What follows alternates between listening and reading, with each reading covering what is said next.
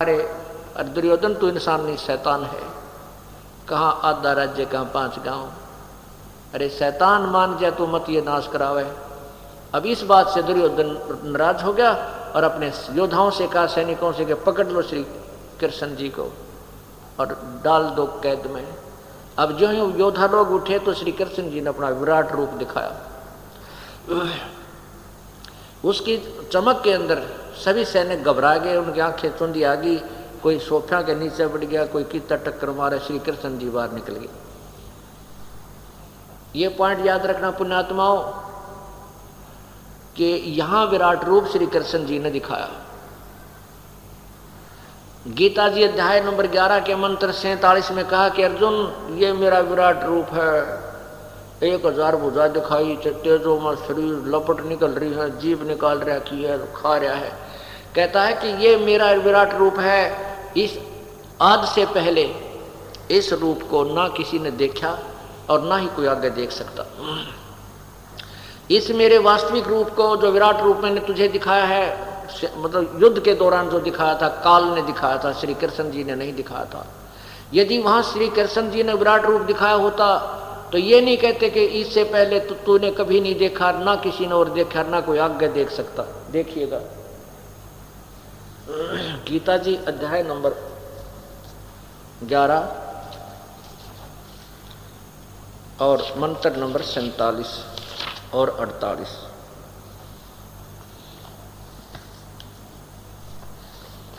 ये गीता जी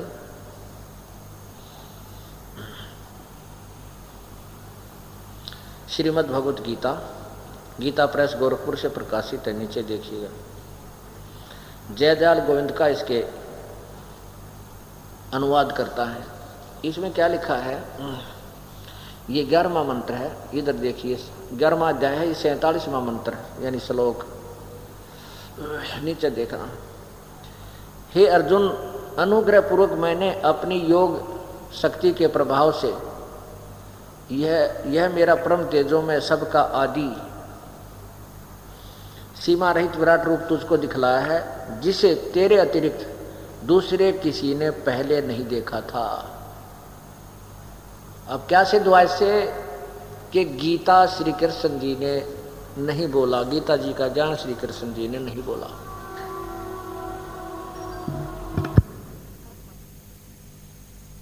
बोला ये काल ने बोला, और वो खुद कहता है कि मैं काल हूं, सबको खाने के लिए आया हूं। 11वें अध्याय का अब देखिएगा 32वां मंत्र, यही गीता जी और ये अध्याय नंबर 11 और यहां नीचे देखिए 32 मंत्र।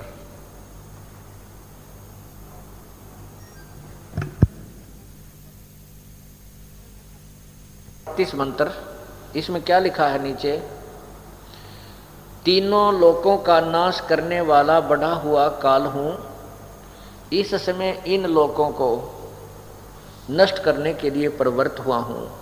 जो प्रतिपक्षियों की सेना में सचित योद्धा लोग हैं,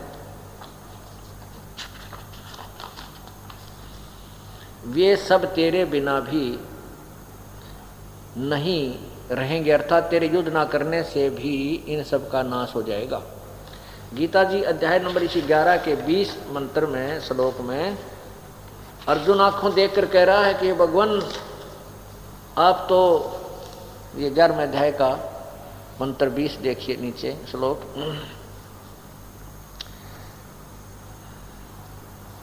11वें अध्याय का मंत्र 21 देखिए, ये 21 मंत्र है। यहां देखिएगा, वे ही देवताओं के समूह आप में प्रवेश करते हैं, कुछ भयभीत होकर हाथ जोड़कर आपके नाम और गुणों का उच्चारण करते हैं, तथा महर्षि और सिद्धों के समुदाय कल्याण हो ऐसा कहकर उत्तम उत्तम स्तोत्रों द्वारा आपकी स्तुति करते हैं, और आप उनको भी खा रहे हो।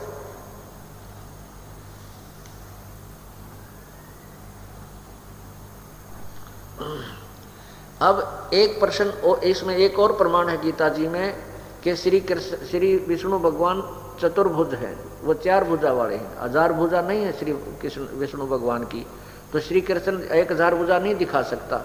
अब यहां लिखा है, अर्जुन कहता है 11वें अध्याय के 46वें श्लोक में कि हे सहस्रा बाहु माने 1000 भुजा के भगवान। ये देखिएगा श्रीमद् भगवत गीता जी और अध्याय नंबर 11 के नीचे आइएगा 46 नंबर श्लोक में।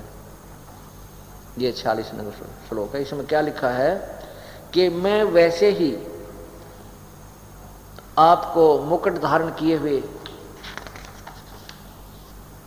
गदा और चक्र हाथों में लिए हुए देखना चाहता हूं, इसलिए हे विश्वरूप, हे सहस्र बाहो माने 1000 भुजा वाले, आप उसी चतुर्भुज रूप से प्रकट होइए। अब इससे सिद्ध हो गया कि श्री कृष्ण जी ने गीता नहीं बोली। ये 2 पॉइंट सिद्ध हो गए। अब तीसरा ये होता है, ये कहते हैं कि श्री कृष्ण जी ने अर्जुन से युद्ध इसलिए करवाया कि अर्जुन अक्षत्रिय धर्म का पालन नहीं कर रहा था, और यदि अक्षत्रिय धर्म का पालन नहीं करेंगे तो उनका जो कर्म नष्ट हो जाता है, उनको पाप लगता है, इसलिए युद्ध करवाया। पहले तो हम मान लेते थे इन बातों को, लेकिन अब ज्ञान हुआ कि ऐसा नहीं था, क्योंकि श्री कृष्ण जी स्वयं अक्षत्रिय थे और मथुरा का राज्य के राजा कंस को मारने के उपरांत वहां का राज्य अपने नाना जी को उग्रसेन को दे दिया था। उग्रसेन बहुत वृद्ध हो गए थे, उन्होंने सारी बागडोर अपने दोहते श्री कृष्ण जी को दे दी थी। उसी समय काल्यावन नामक एक राजा ने, जो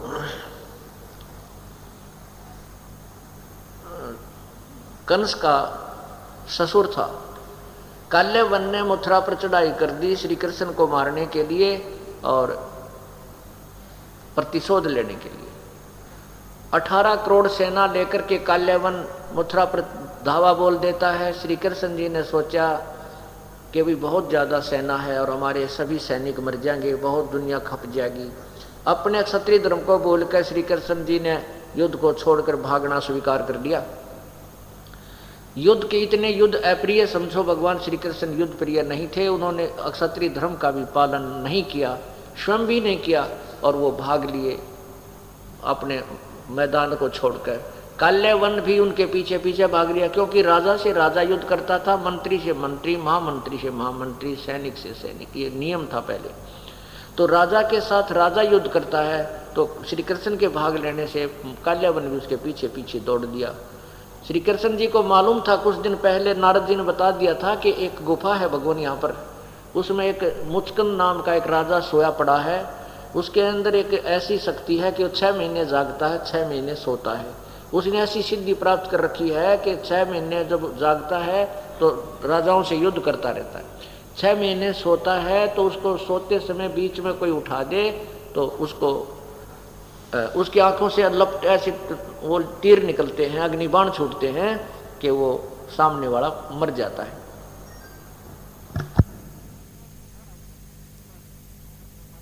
बात का श्री कृष्ण जी को ज्ञान हो गया। इसी दृष्टिकोण से भी क्यों ना मैं इस मुचकंद को, काल्यावन को मुचकंद से मरवा दूं। श्री कृष्ण जी आगे आगे भाग रहे हैं, काल्यावन पीछे पीछे। श्री कृष्ण जी उसी गुफा में प्रवेश कर गए जिसमें वो काल्यावन ना वो मुचकंद सोया पड़ा था। मुचकंद के ऊपर अपना वो पीताम्बर, जो कपड़ा एक एक्स्ट्रा चादर सी साथ में लिए हुए होते थे, श्री कृष्ण जी ने ले रखी थी, वो उस सोए हुए मुचकंद के ऊपर डाल दी। अब बाहर से जब काल्यावन गुफा में प्रवेश कर गया तो उसने देखा कि वही कपड़ा ओढ़ के और यह सो गया है, शायद श्री कृष्ण जी यहाँ छुप गया है। और कृष्ण जी आगे चले गए गुफा में। काल्यावन ने मुचकंद को श्री कृष्ण मानकर उसकी टांग पकड़ के घुमा दी कि खड़ा हो कायर, क्यों छुप गया यहाँ आके। मुचकंद की निंद्रा भंग होगी, आंखों से अग्निबाण छूटे, काल्यावन मर गया। कहने का भाव ये है कि इससे ये भी प्रमाणित हो गया कि श्री कृष्ण जी दूसरे को सलाह कैसे दे सकते हैं क्षत्रिय धर्म की, जब स्वयं क्षत्रिय धर्म को त्याग कर वो रण छोड़कर भाग दिए, जिस कारण से उनको रणछोड़ भगवान कहा जाने लगा। रणछोड़ भगवान की जय, सुनी होगी आपने खूब।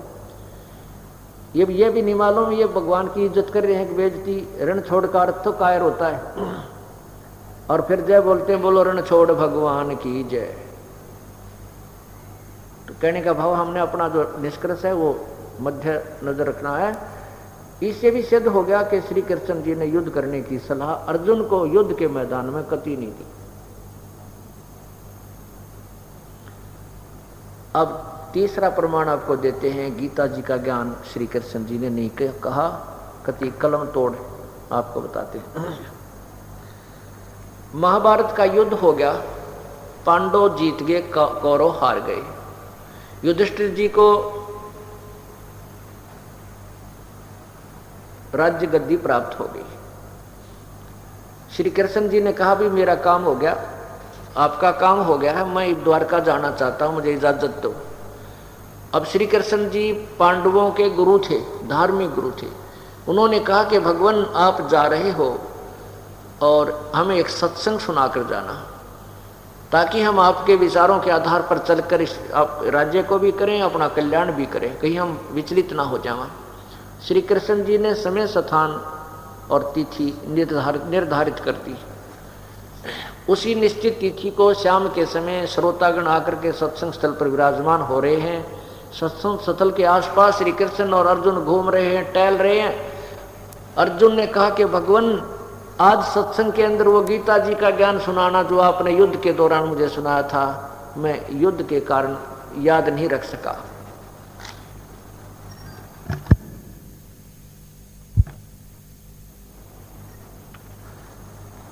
श्री कृष्ण जी ने अर्जुन से कहा कि ए नालायक, तूने उस युद्ध, उस ऐसे निर्मल ज्ञान को याद क्यों नहीं रखा? तेरी बुद्धि मुझे अच्छी नहीं लगती। और स्वयं कहते हैं श्री कृष्ण जी कि मुझे अब याद नहीं मैंने क्या कहा था, मैं ज्यों का त्यों नहीं बता सकता।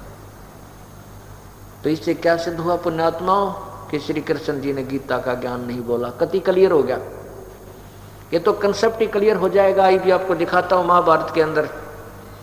उसमें क्या कहा है कि देखो मैं सत्संग कर रहा हूं और आज पहली बार कोई सत्संग ने 5 दिन सुनेगा, उसका ज्यादा से ज्यादा 40% सत्संग याद रह सकता है, 60% उसको याद नहीं रहेगा।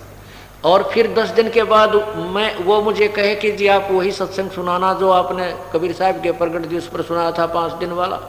और मैं कहूँ उस श्रोता को जिसने पहली बार सुना था उसको कहूँ तेरी बुद्धि अच्छी नहीं है नालायक, तूने याद क्यों ना रखा सारा सत्संग।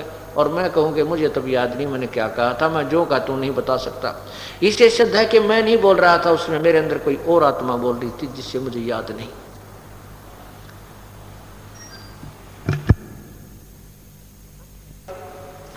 संक्षिप्त महाभारत।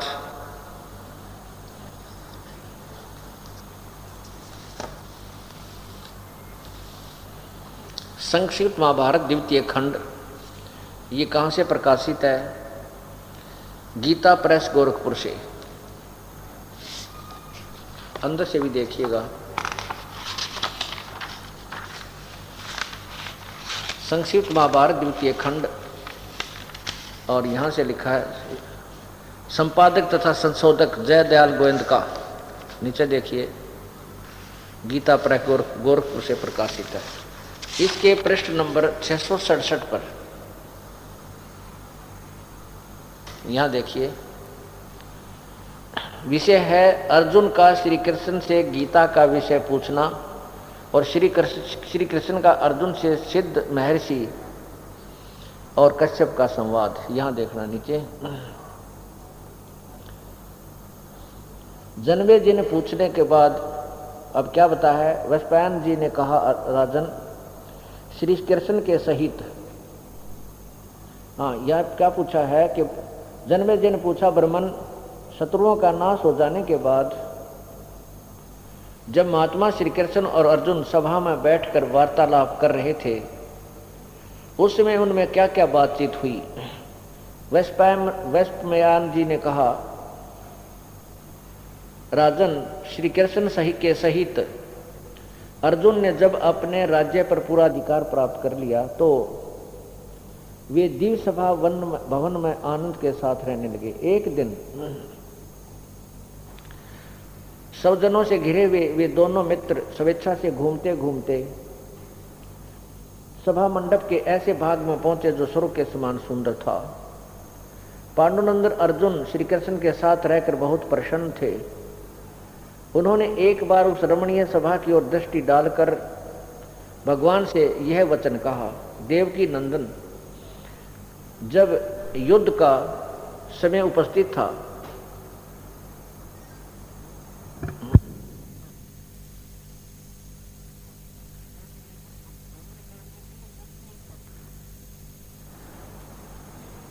उन्होंने एक बार रमणीय सभा की ओर दृष्टि डालकर भगवान से ये वचन कहा, देवकी नंदन, जब युद्ध का अवसर उपस्थित था उसमें मुझे आपके माध्यम का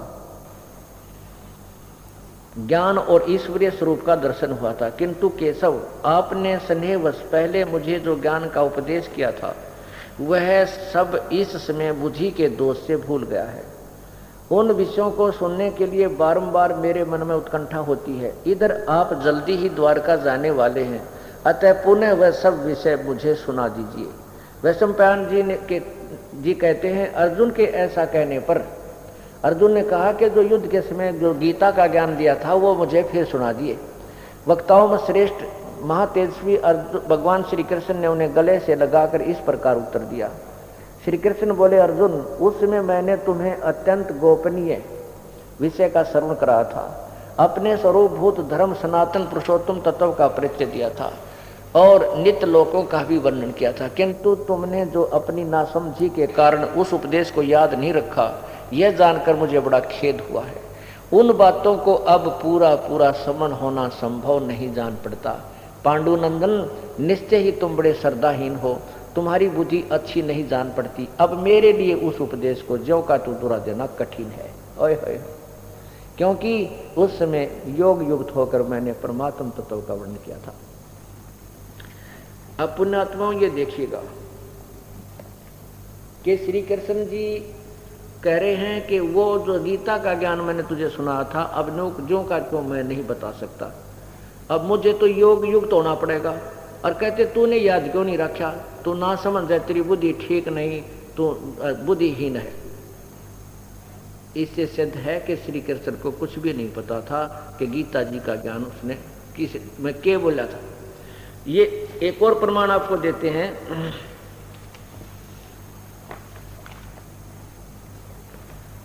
कि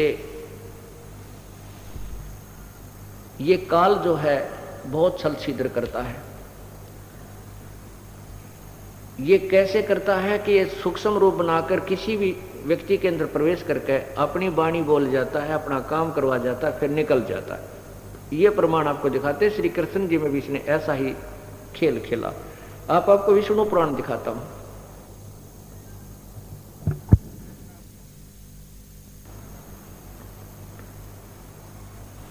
ये देखिएगा श्री विष्णु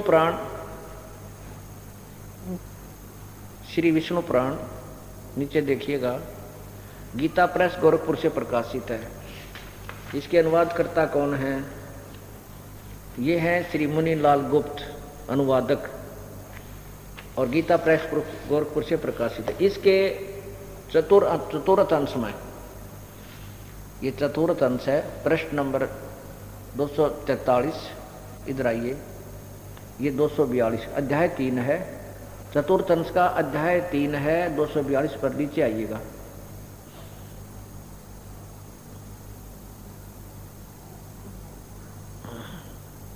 यहां देखिएगा, इसका मैं पहले आपको थोड़ा सा वैसे सुनाता हूं, फिर इसमें आसानी से पढ़ा जाएगा। इसमें कहा है कि एक बार गंधर्व के पराक्रम से अपमानित उन नागेश्वरों द्वारा स्तुति करने पर नागों की और गंधर्व का झगड़ा हो गया और गंधर्व ने नागों को अपमानित कर दिया तो नाग देवता इकट्ठे होकर श्री विष्णु जी के पास गए, स्तुति की, विष्णु जी प्रकट हुए, फिर उनसे प्रार्थना की कि आप हमारी सहयोग दीजिए हमारा, कि हम इन गंधर्वों को जीत सके। तो वो कौन प्रकट हुआ विष्णु रूप में? वो काल प्रकट हुआ, ज्योति निरंजन प्रकट हुआ, ब्रह्म प्रकट हुआ। उसने कहा कि तुम योनासव के पुत्र मानधाता का जो पुरुकुत्स नामक पुत्र है, पुरुकुतस, उसमें प्रविष्ट होकर मैं उन संपूर्ण दुष्ट गंधर्वों का नाश कर दूंगा। अब आपको दिखाता हूं, कथा मैंने अक्षर भी थोड़ा सा दिखाना चाहूंगा, इसलिए आपको मौखिक बताया। यहां देखना, इसी 242 पृष्ठ पे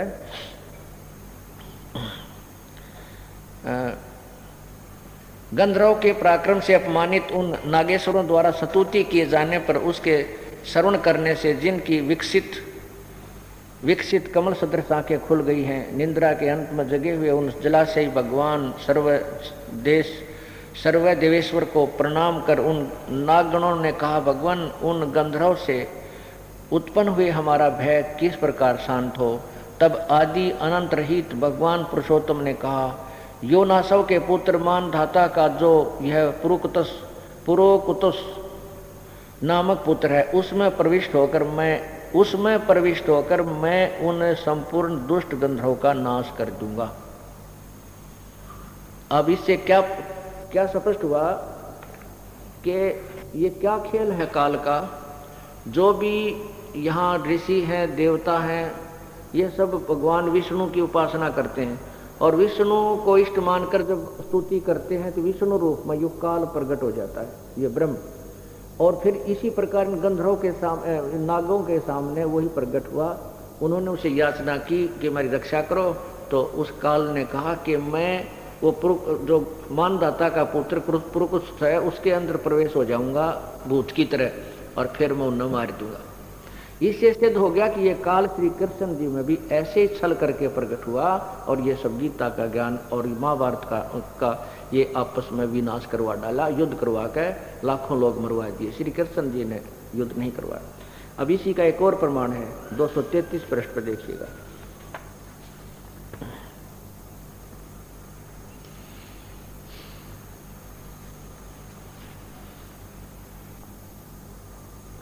एक बार देवताओं का और राक्षसों का युद्ध हो गया, देवता हार गए। देवताओं ने जाकर समुद्र के किनारे स्तुति करी, विष्णु जी प्रकट हो गए।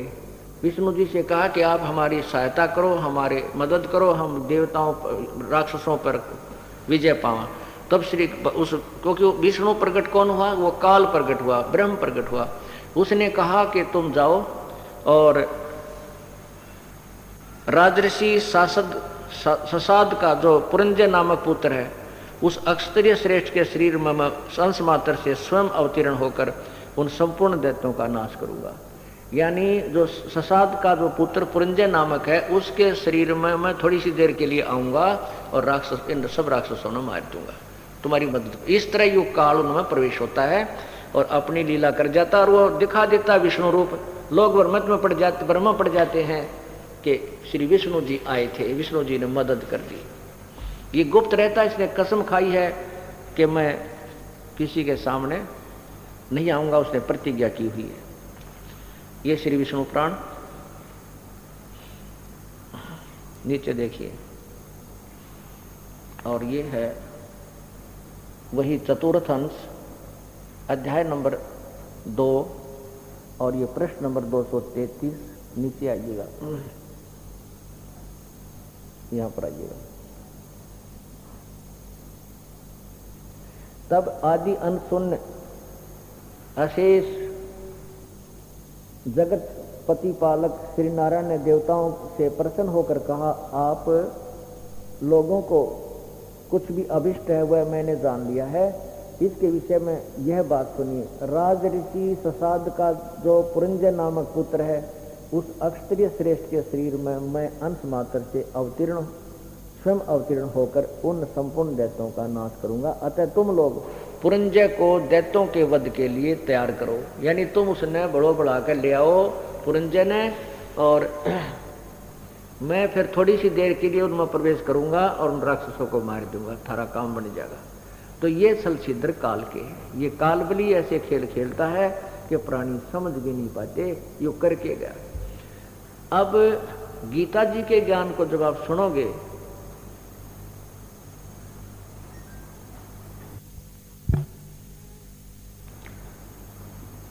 अब पुण्यात्माओं आपको गीता जी का कुछ ज्ञान सुनाएंगे।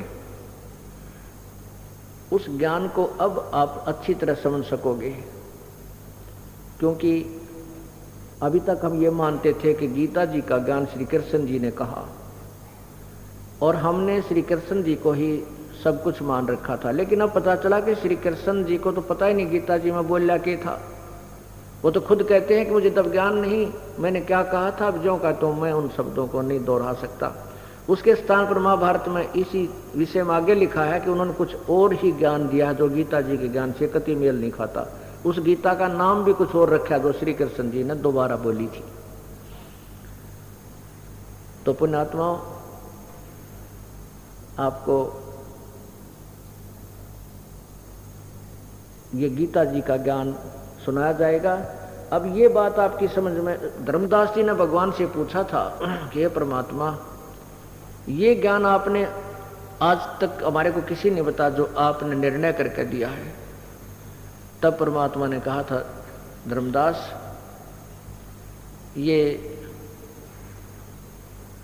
ये काल जो है इसको एक भय बना रहता है कि कहीं इन प्राणियों को तत्व ज्ञान हो गया और ये यहां से निकल ना जाए, तेरे काल के जाल का भेद ना लग जाए, इसलिए ये इनको भ्रमित करके रखता है। और मैं ही आकर के ये तत्व ज्ञान आप पुण्य प्राणियों को देता हूं, अन्यथा ये काल इस यथार्थ भक्ति की तरफ तुम्हें जाने नहीं देता। उसके तरफ चारों तरफ ऐसी बाढ़ कर रखी है जैसे पहले चरागा होया करते थे, बड़े बड़े पशु पाला करते थे लोग, तो वो चरागा जिसकी अच्छी फसल होती थी, चरागा में घास उगा करता, चारों तरफ मजबूत बाढ़ कर दिया करते थे वह धनी, तो उसके अंदर बहुत अच्छा घास उगा हुआ होता था। उस घास को केवल उस धनी के व्यक्ति ही, वह पशु ही खाते थे, अन्य नहीं जा सकते थे। तो उस क्या होता है, जैसे खागड़ और जोटे होते हैं, जो सांड, ये उस बाढ़ को तोड़ देते थे। उसके तोड़ने के बाद वो खेती खाते थे, निकल जाते थे। तो उसके बाद फिर ऐसे कोई लंगड़ी लोली गाय भैंस भी उनकी तोड़ी हुई उसके तोड़े हुए रास्ते में से जा करके खूब छक कर घास खाया करती थी। अब उस धनी को पता लग जाता, अत्ते फिर बाढ़ कर देता, लठ मारता, उन्हें निकाल देता है। तो ये कबीर परमात्मा और उनके भेजे हुए संदेश वाहक, उनके प्रिय संत आते हैं, इस काल की बाढ़ ने तोड़ जाते हैं और फिर हमारे जैसे तुच्छ जीवों का भी दाव लग जाता है इस तत्व ज्ञान रूपी फसल यानी घास को खाने के लिए। अन्यथा ये काल इस घास के निकट किसी को नहीं आने देता, बाहर ऐसे ही अन्य कबाड़ को हमें खिलाता रहता है। अर्थात इस तत्व ज्ञान रूपी भक्ति के निकट हमें नहीं आने देता। इसके चारों तरफ इसने बाढ़ लगा रखी है और अपना झूठा ज्ञान प्रचार करवा कर अपने दूतों के द्वारा हमें यही भूखा प्यासा रखता है। अर्थात हमें मोक्ष नहीं होने देता, न सुख प्राप्त होने देता, पेट भर भोजन भी नहीं हमें आहार प्राप्त करने देता। कौन सा भोजन? आत्मा की खुराक परमात्मा की भक्ति है, इससे भी हमें वंचित रखता है। आप जब तक आपको ये ज्ञान नहीं प्राप्त हुआ था, ये भक्ति नहीं मिली थी, आप किसी भी भक्ति से संतुष्ट नहीं थे। किसी भी भक्ति से कितना जप कर लेते आपको कोई संतुष्टि नहीं थी। और इस आध घंटे का जोटा अगर आपका 1 घंटे का भी अवसर लग जाए ये भक्ति करने का, आप तृप्त नजर आते हो। ये वो अनमोल धन आपको प्राप्त हो गया है। मैं बंदी जाम गुलाम,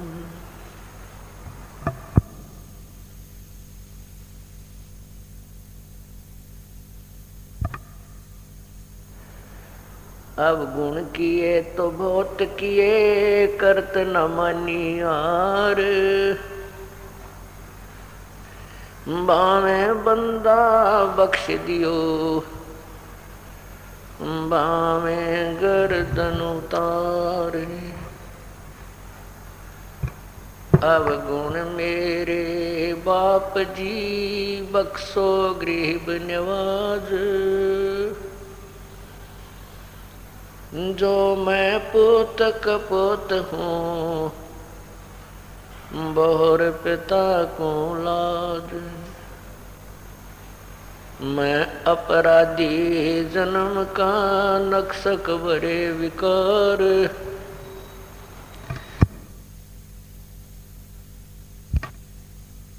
वंजना मेरी करो संभार।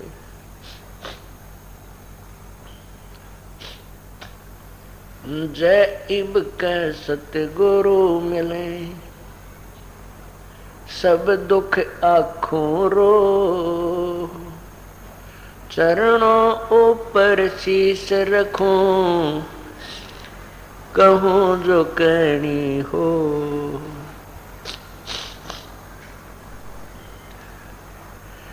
कबीर गुरु जी मिलेंगे पूछेंगे कुशलात। आद अंत की सब कहूँ अपने दिल की बात।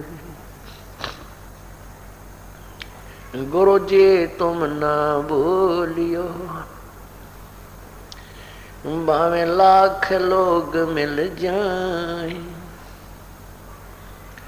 हमसे तुमको बहुत हैं तुमसे हमको नहीं। तुम्हारे विसारे क्या बने मैं किसकी शरण में जाऊं। शिव विरंच मुनि नारदा तिनके हृदय न समान।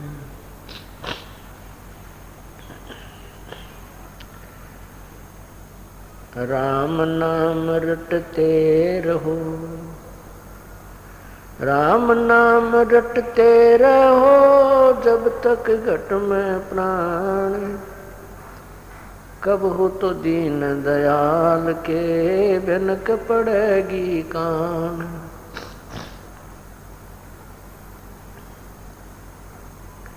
बंदे तू कर बंदगी जचावे दीदारे। अवसर मानुष जन्म का मिले न बारंबार। मानुष जन्म पाके नहीं रटे हरि नाम। जैसे कुआं जल बिना बनवाया किस काम। राम रटत कन्या भली साकट बलो न पूत।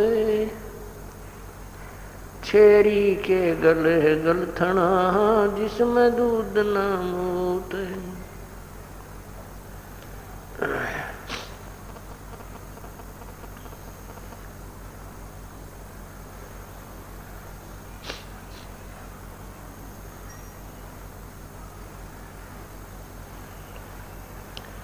परमपिता परमात्मा सर्व सृष्टि रचनहार कबीर बंदी छोड़ जी की असीम कृपा से ये 5 दिवसीय समागम चल रहा है। ऐसे शुभ काम उस पूर्ण प्रभु की अपनी रजा से ही हुआ करते हैं। और ऐसे शुभ समागम में बहुत ही पुण्यात्मा बहुत ही अच्छे संस्कारवादी आत्माएं पहुंच पाती है। कहते हैं सकल पदार्थ हैं जग माही और भाग्य बिना नर पावत नाही।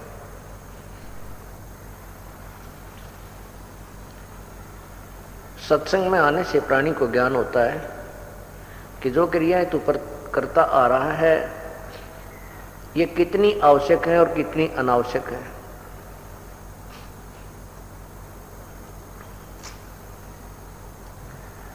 और सत्संग के वचनों को सुनकर ये प्राणी फिर अपना जीवन बदल लेता है, अपनी प्रक्रियाओं में परिवर्तन कर लेता है। और इतना ही काम है। जो बुराइयां हम कर रहे थे उनको त्याग देना है, और जो प्रभु के दिए हुए नियम हैं, परमात्मा का जो संविधान है, उसको स्वीकार कर लेना है। हम संविधान तोड़कर अपराधी बन जाते हैं, संविधान नहीं तोड़ेंगे तो हम अपराधी नहीं बनते। संविधान कैसे कैसे टूटता है। बुराई करने से परमात्मा का संविधान टूटता है, शराब पीने से, तंबाकू प्रयोग करने से, मांस खाने से और अन्य नशीली वस्तुओं का प्रयोग करने से, चोरी, डाके, ठगी, जारी, बुरी नीयत और अन्य झूठ, कपट, हिंसा आदि से परमात्मा का विधान भंग होता है, जिस कारण से ये प्राणी अपराधी बनता है। फिर आध्यात्मिक मार्ग के अंदर संतों का एक विधान प्रभु का ही दिया हुआ अन्य है, जिसमें है कि शास्त्र अनुकूल साधनाएं करना, शास्त्र विधि को त्याग कर मनमानी पूजा करना भी अपराध है। शास्त्रों में जो लिखा है कि पूर्ण परमात्मा ही भक्ति योग्य है, उसी की साधना से जीव का कल्याण संभव है, उसको त्याग कर अन्य जो पूजाएं करते हैं वो मूर्ख लोग हैं। पवित्र गीता जी मैं आपको आज दिखाऊंगा, पढ़ के सुनाऊंगा। उस पवित्र सदग्रंथ में क्या अनमोल खजाना भरा है भक्ति का, और हम उसको समझ नहीं सके, क्योंकि हमें जो गुरुदेव मिले थे, जो गीता जी के अनुवाद करता थे, वो तत्व ज्ञानहीन थे।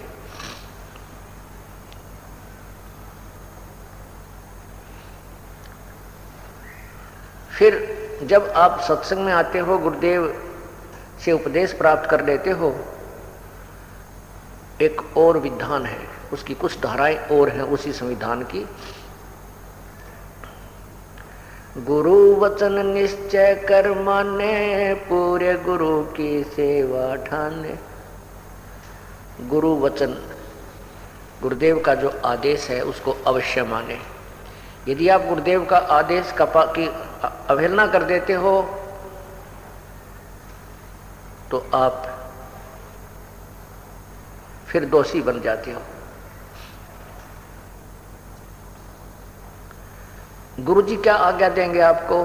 गुरुजी आज्ञा देंगे शराब नहीं पीना, तम्बाकू नहीं पीना, चोरी नहीं करना बेटा बेटी, शुभ कर्म करना, मन कर्म वचन से भी किसी का बुरा नहीं सोचना, राग द्वेष को समाप्त करना।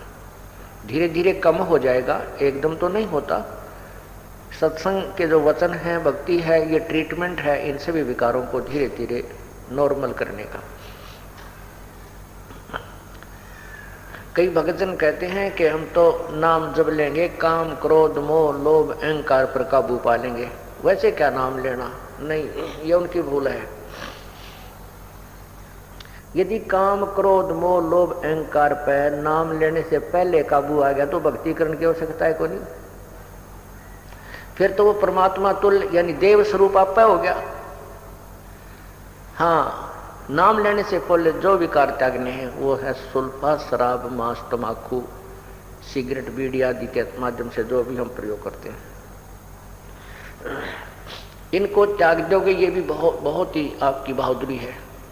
ये भी आपसे नहीं छूटेंगे, नहीं त्यागे जा सकते हैं। आशीर्वाद संत का चाहिएगा।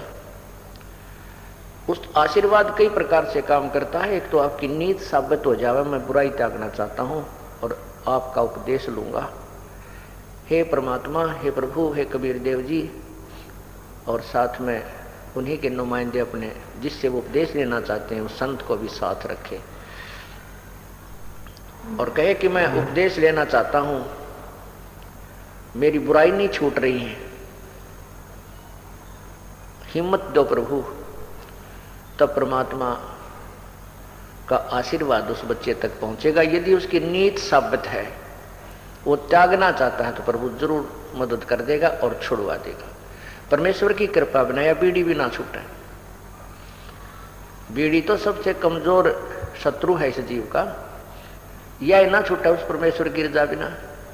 अब जो भक्त, जैसे कल आपको बताया था कि जो पुण्यात्मा पिछले जन्मों में कभी परमेश्वर की साथ रही है, शरण में रही हैं, वो स्वयं आए हैं या अपना कोई संत भेजा है, तो वो पुण्यात्मा से आज कितनी बुराई कर रही हैं। शराब भी रोज पिया करती, सुल्फा भी पीती थी, मांस भी खाती थी, तम्बाकू बीड़ी का भी प्रयोग करते थे, और जिस दिन से उपदेश लेने की ठानी, परमात्मा ने तुरंत चांदना कर दिया, उनकी सब बुराई छुटवा दी। अब उनको उनसे बांस आती है, बदबू आती है, दुर्गंध आती है, किससे? शराब मांस तंबाकू से। और फिर वो क्या बताते हैं जी, नाम लेने से पहले भी हम दुखी थे, शराब और बीड़ी तय। बीड़ी से दुखी कैसे थे कि लेटते बीड़ी पीने दिल करता, लेटते बीड़ी लाते या सिगरेट लगाते, और वो बीड़ी ऊपर झटका कपड़े न खराब कर देती। एक बार तो रजाई में आग लग गई, घरवाला ने भी गड़िया, लेकिन बीड़ी फिर भी ना छुट्टी। फिर कई बार दुखी होकर के शाम ने तोड़ देता, बंडल के बंडल ने तोड़ के और बाहर फेंक देता। बीड़ी साथ होगी ही नहीं तो आप पे छूट जाएंगे।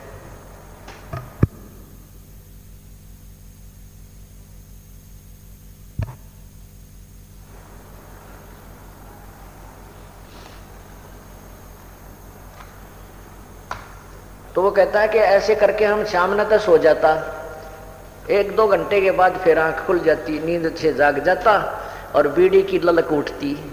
वह जूठे टोटके पड़े पाते ना, कितने छोटे छोटे से, उन ठाठा के पिया करता, बीड़ी छुट्टी नहीं।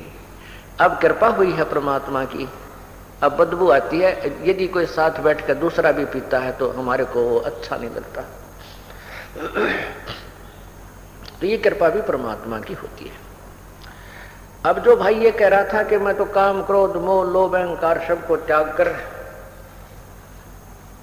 फिर नाम लूंगा, वो आदमी नाम लेना ही नहीं चाहता या उसको ज्ञान कति नहीं। काम क्रोध लोभ मोह अहंकार ये परमानेंट एनिमी है इस आत्मा के, इस जीव के पक्के शत्रु हैं। और इनको, इनसे ना ब्रह्मा जी बच सके हैं, ना विष्णु जी, ना शिव जी। और फिर आम जीव की तो औकात क्या है? इन काम क्रोध मोह लोभ अहंकार से आप पे छुटकारा पाले नहीं हो सकता है। इसका एक बहुत लंबा ट्रीटमेंट है। छुटकारा तो होगा लेकिन लंबा ट्रीटमेंट है, जो इस तत्व ज्ञान और इस यथार्थ भक्ति विधि से ही संभव हो सकता है। क्या बताते हैं?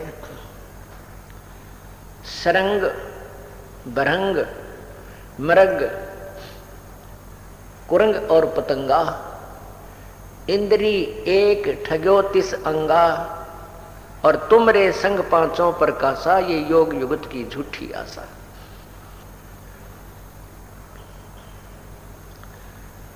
क्या बताते हैं कि शब्द स्पर्श रूप रसगंध, ये 5 विकार जीव का लगा रखे हैं इस काल भगवान ने। क्यों लगा रखे हैं?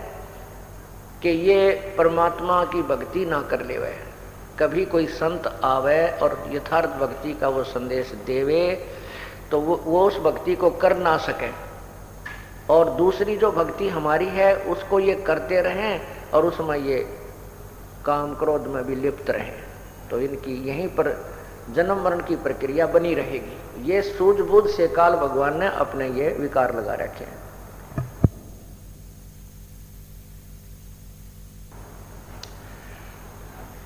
एक शब्द स्पर्श, शब्द होती है अच्छी मीठी सुरीली आवाज की चाह, ये शब्द का ये गुण है। शब्द स्पर्श रूप रसगंध आदि ये 5 विकार हैं।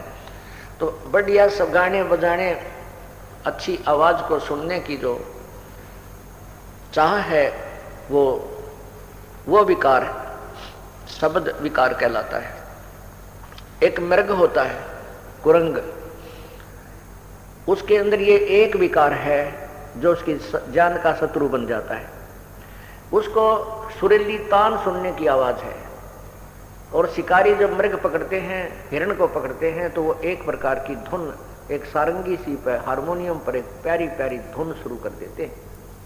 और वो मृग उस शब्द के वश होकर, उस सुरीली आवाज को सुनने के वश होकर के वहां से चलकर शिकारी के घुटनों में शीश रख देता है और प्यार से उसको सुनता है। उस एक शब्द विकार ने, एक कान के विकार ने उस मृग की जान शिकारी के हाथों में सौंप दी। वो रुक नहीं सका, वो विवश है, उसके बस की बात नहीं है। और वो मृग को पकड़ लेगा, उसको मार लिया, उसके चाम का अलग से प्रयोग किया, मांस न्यारा बेच दिया, हड्डी की तो और प्रयोग कर ली। सपर्श, सपर्श कहते हैं इस काम को, काम कहते हैं विषय वासना, जो अंग्रेजी में सेक्स कहते हैं।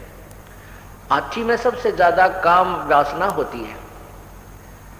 और हाथी पकड़ने वाले एक हथनी को ट्रेंड कर लेते हैं और जंगल में जाकर के एक गहरा गड्ढा खोद लेते हैं, उसके ऊपर घास फूस से, बोदी बोदी लकड़ियों से उसको ढक देते हैं और ऊपर उसके ऊपर घास ऐसा ही डाल देते हैं जैसा उस जंगल का घास होता है, ऐसे खड़ा सा कर देते हैं।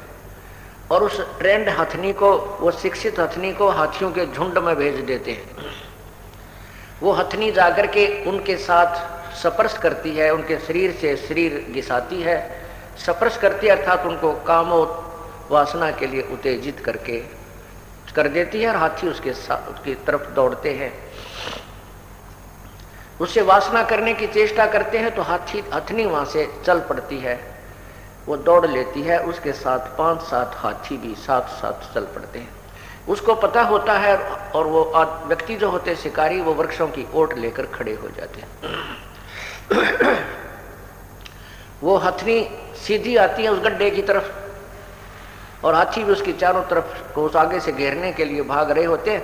वो जल्दी से सीधी आकर के वहां तुरंत वहां से कट मार कर और बराबर से ऐसे भाग कर फिर तुरंत उस गड्ढे के सामने आकर सीधी भाग लेती है। हाथी सीधे ही भाग लेते हैं और उस गड्ढे के अंदर वो गिर जाते हैं। जब गड्ढे में वो गिर जाते हैं, उसमें बड़े बड़े चिंगाड़ते हैं शिकारी, फिर उनको हंटर लगा लगा कर काबू कर लेते हैं और फिर गांव गांव में, नगर नगर में, सर्कस में ले जाकर उनकी रेल बनाते हैं, उनका जुलूस निकालते हैं। एक सप्रस विकार के कारण हाथी विवश हो गया, परवश हो गया और अपना जीवन व्यर्थ कर लिया। हाथियों को मारकर भी उसकी खाल, हाथी का दांत, पता नहीं क्या प्रयोग करते हैं। फिर रूप, एक जैसे शाम को लाइट जले थी, इस पर कितने ये कीट पतंग उड़ उड़ कर टक्कर मार रहे थे। ये रूप विकार है इनके अंदर। पतंग दीपक के ऊपर जाकर के उस रोशनी के वश होता है, उसका रूप के ऊपर उसकी कसक है और रूप के ऊपर आसक्त हो जाता है और दीपक के ऊपर जाकर गिर जाता है, गिरते ही जल के मर जाता है। ये हजार हजार की वोल्टेज की ट्यूबें जग रही हैं, इनके ऊपर ये मक्खियां, ये पतंग जाते हैं और वहां मर जाते हैं। एक विकार ने, रूप के ऊपर आकर्षित होने वाले विकार ने उस पतंग की जान ले ली। शब्द, स्पर्श, रूप, अब रस। रस माने जीव का स्वाद। जीव के स्वाद के वश मछली होती है।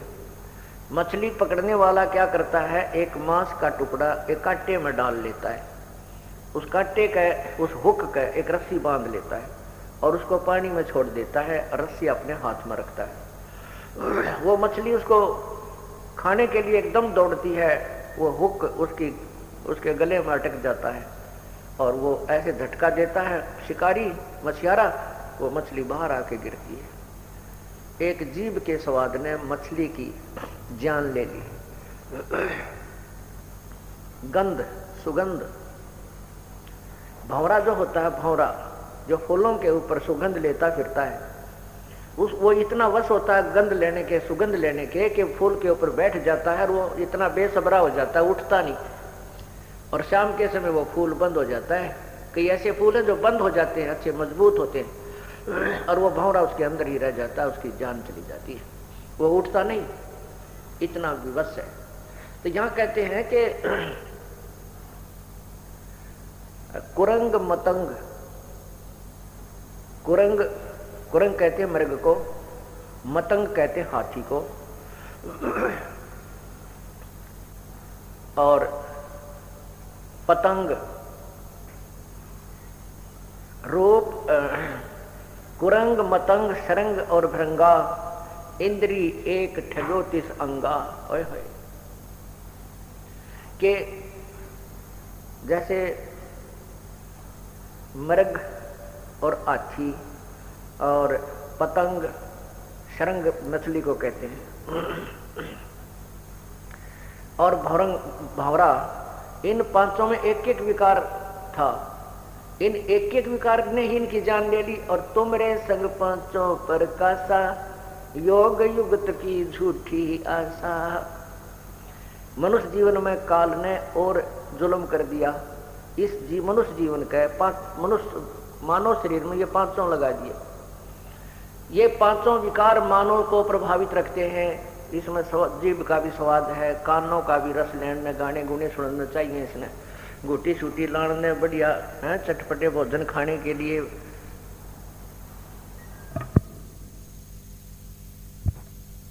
इतना भी कोई अंत ही नहीं इसके, इस शरीर में। परमात्मा कहते हैं हमें समझाने के लिए,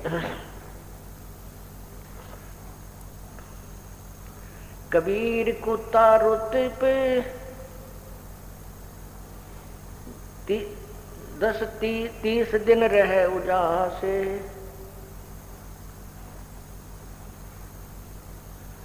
कामी नरकुता सही 6 ऋतु 12 मास। परमात्मा कितनी प्यारी तुलना करते हैं इस मनुष्य के साथ।